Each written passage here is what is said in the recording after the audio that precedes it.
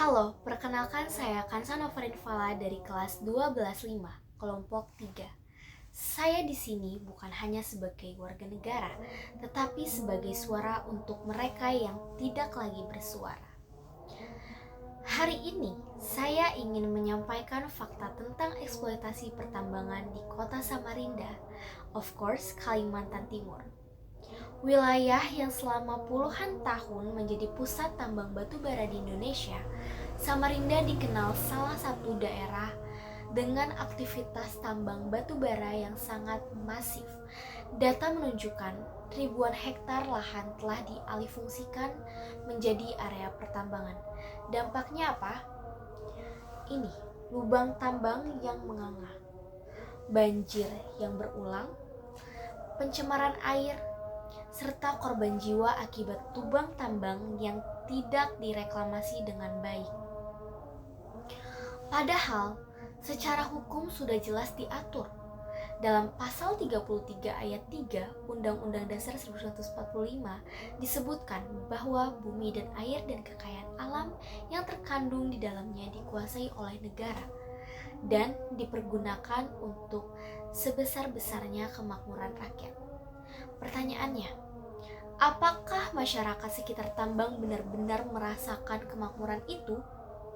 Kemudian dalam Undang-Undang Nomor 3 Tahun 2020 tentang pertambangan mineral dan batu bara, khususnya pasal 96, perusahaan tambang diwajibkan melakukan reklamasi dan pasca tambang untuk memulihkan fungsi lingkungan.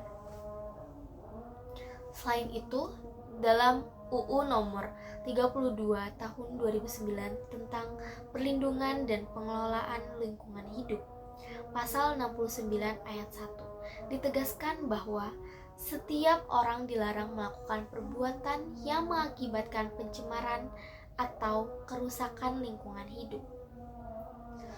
Jika masih ada lubang tambang terbuka, banjir yang makin parah dan air yang tercemar, maka kita patut bertanya, di mana pengawasan, di mana penegakan hukum?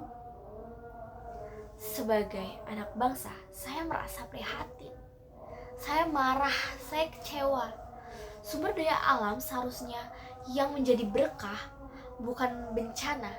Tambang yang seharusnya membawa kesejahteraan, bukan penderitaan. Saya tidak menolak pembangunan, saya juga nggak anti terhadap industri, tapi saya menolak terhadap eksploitasi yang mengorbankan lingkungan dan masa depan generasi berikutnya. Kalimantan bukan hanya tanah untuk digali, Kalimantan adalah rumah bagi ribuan keluarga, bagi hutan, bagi sungai, bagi kehidupan. Kami menuntut pemerintah untuk lebih tegas dalam pengawasan tambang. Kami menuntut penegakan hukum tanpa tebang pilih. Kami juga menuntut transparansi izin pertambangan. Dan kami menuntut reklamasi dilakukan secara nyata, bukan hanya di atas kertas. Jangan kalian tunggu korban berikutnya. Jangan tunggu banjir berikutnya. Jangan tunggu sampai alam benar-benar rusak, tak bisa dipulihkan. Negara hadir bukan untuk korporasi semata, tetapi untuk rakyatnya. Jika pasal 33 benar dijalankan, maka kekayaan alam harus kembali untuk rakyat. Jika hukum ditegakkan dengan adil, maka lingkungan harus dilindungi. Kami menuntut stop deforestasi besar-besaran, tutup tambang yang merusak lingkungan hidup, lindungi Kalimantan sebagai paru-paru dunia. Saya Kansa, dan terima kasih atas perhatiannya.